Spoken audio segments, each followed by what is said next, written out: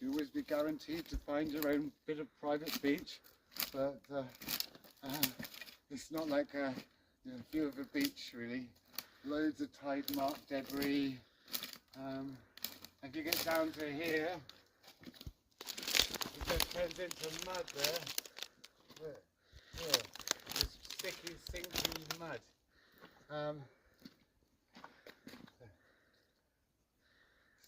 And then there's all this tidal swamp bit here.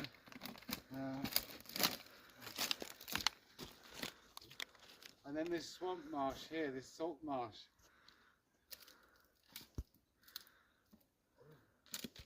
These long reeds that just grow in the tidal waters. So this is the problem.